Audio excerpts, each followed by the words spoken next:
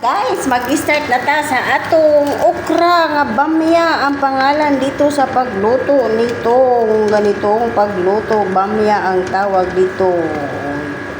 To, tunawon muna natin ang ating ito guys, ang tomato, fresh tomato na naka-frozen. O, tunawin sa ito nato. Yang akong isagol ani guys kay meat. So ito guys ang ating meat guys nga gipakuluan pa nako para maglambot.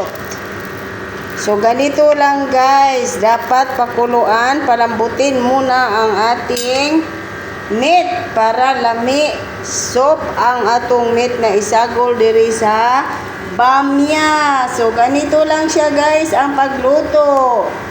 So ato lang ni siyang i-continue karong taod-taod.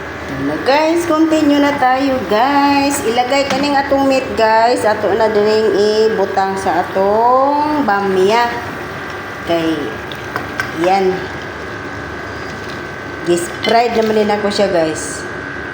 So yan na siya ang ating bamya.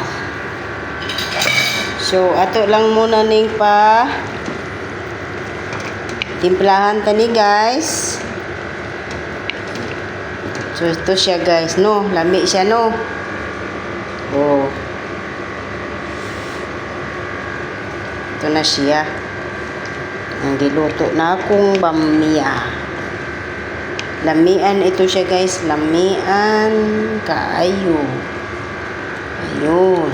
So ganito guys, try ninyo dyan sa Pinas or kahit saan sa buong mundo. Ayan, sarap siya guys, promise. At saka ubos ang kanin ninyo nito guys, lamian kaayo. So hanggang dito lang muna guys. Ang ating next video guys is mukbangan na, kainan na ang ating next video nito. So thank you and God bless to all. Bye bye.